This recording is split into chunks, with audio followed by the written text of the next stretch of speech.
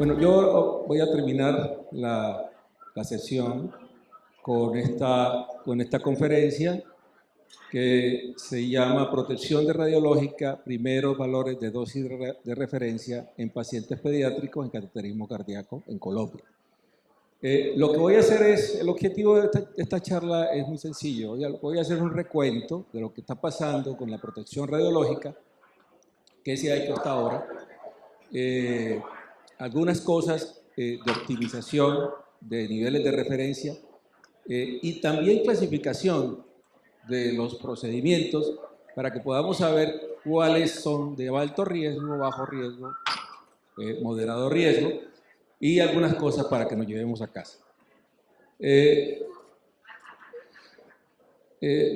Conflictos, algo que puede ser conflicto porque represento a Colombia en OPRIPAL en esta cosa que se está hablando de protección radiológica. Simplemente para que voy a contarles qué ha pasado el Comité Científico de las Naciones Unidas en el documento sobre los efectos de radiación atómica. Dice, hay que investigar en los pacientes pediátricos, ¿sí?, sobre la radiación en pacientes pediátricos guiados por fluoroscopia. Eso ya lo dice las Naciones Unidas. Luego, la radiología y cardiología intervencionista cada vez se utiliza más, porque las cirugías importantes, pero cada vez nosotros utilizamos más la cardiología intervencionista, utilizamos más la fluoroscopia en estos pacientes. Y los niños a una dosis determinada tienen efectos deterministas que son las quemaduras.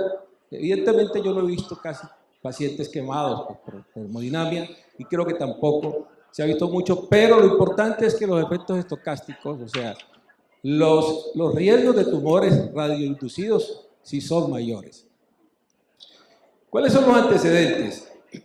Ya la OPS adoptó la norma básica de seguridad, ¿sí?, en su resolución CSP 28-5, y el llamado a la acción de Bonn, que fue una reunión bastante importante que se hizo, se alineó a estas normas básicas de seguridad, y la Comisión de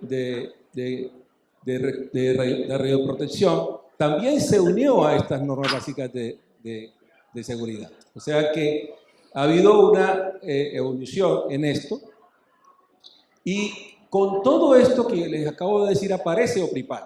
¿Qué es OPRIPAL? Optimización de la protección radiológica intervencionista en pediátrica para América Latina y el Caribe. Esto aparece en 2018. ¿Y qué pasa? Se une a OPRIPAL la OMS, la OPS y la OIAE. O sea, se unen estas tres entidades en cooperación para llevar a cabo las normas básicas de seguridad en los pacientes pediátricos, sobre todo en los pacientes pediátricos. ¿Qué pasa? Empieza a trabajar OPRIPAL y se empiezan a hacer estos documentos. Este documento que vemos arriba, básicamente, es un documento en los cuales se empieza a hablar de los niveles de referencia, lo que hablábamos ahorita. Y acá simplemente contar un poquito de qué se está haciendo, de poco a poco qué se viene haciendo cada vez más. Pero hay un concepto importante y es el concepto ALARA. Las dosis lo más bajas razonables posibles que se puedan utilizar en un paciente. No se dice que no se use dosis de radiación, pero que se use lo más bajo posible que pueda hacerse diagnóstico y tratamiento en el paciente.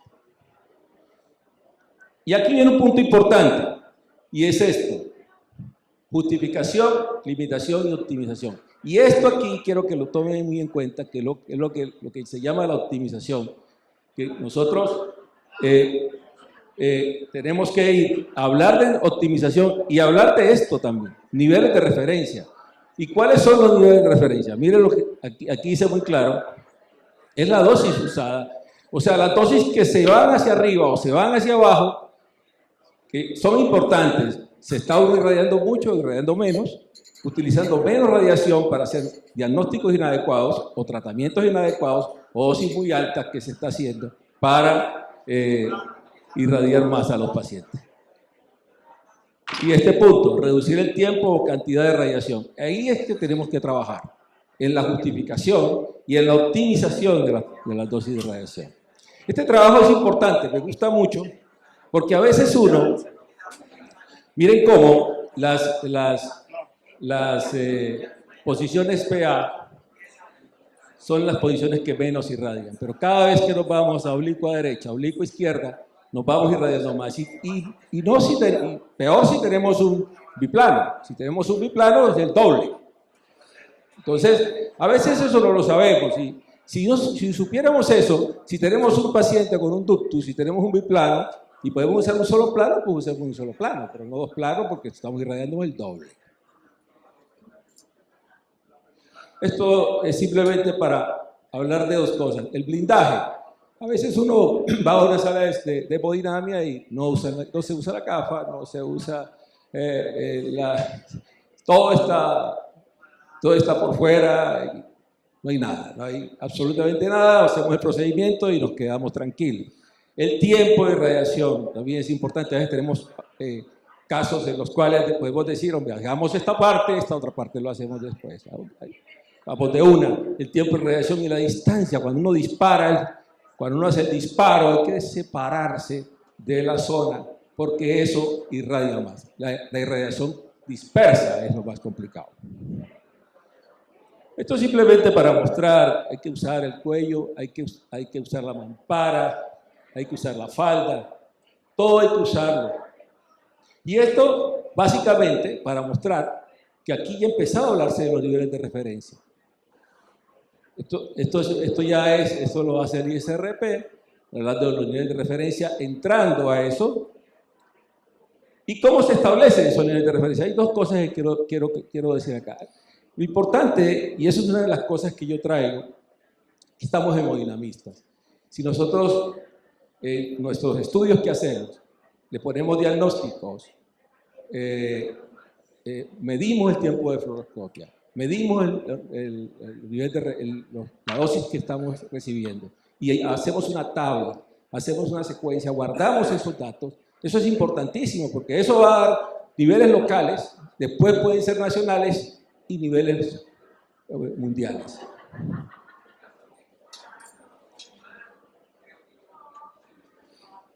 Este trabajo lo hizo la CCIS, aquí participamos en este trabajo, lo hizo en 2014. Aquí hay algo importante. Básicamente, ellos lo que encontraron es que los procedimientos de tratamiento y con relación a los diagnósticos, la radiación era mayor. Pero ellos empezaron a hacer una clasificación y separar las dosis de radiación. Radiación en procedimientos diagnósticos y radiación en procedimientos terapéuticos. Ellos ya empezaron a separar, pero eso fue muy limitada esa clasificación. Nosotros que hicimos, hace 2 años ya venimos guardando esos como Pripal, venimos guardando esas dosis, y tomamos todas esas dosis, y este trabajo, que es muy reciente, nosotros acá, una de las cosas que vimos, aquí tenemos peso, y vean que para los diagnósticos y tratamiento hay una diferencia significativa, pero aquí no viene el punto. Para la edad también, pero aquí no, entre 1 y -5. Esto no es tan significativo, esta diferencia no es significativa. Fue lo que nos llamó la atención. ¿Por qué? No sabemos, pero eso está establecido ahí. Y nos comparamos a los otros niveles de referencia y se parecen mucho. Estamos muy parecidos, o sea, parece que estamos haciendo las cosas bien. Estamos muy parecidos a los demás. Y aquí viene el punto importante, y créanme que es importante. Aquí nosotros tratamos de dividir no complejos diagnósticos y complejos. Y aquí en terapéuticos empezamos a mirar algunos procedimientos y tenemos la frecuencia lo ideal es que para niveles de referencia se necesitan por lo menos 30 pacientes que vayan a la evaluación. ¿Por qué? Porque si no, los valores que son altos o bajos, esa dispersión no puede que no nos ayude a tomar valores de referencia. Y se toman esos valores de referencia, es en el tercer percentil. Esto es el 75. Esta es una forma muy sutil de hacer la clasificación. El doctor Quinn quiso hacer otra clasificación, categoría 1, 2, 3, y aquí están los diferentes procedimientos, pero todavía no se ha hecho una clasificación adecuada.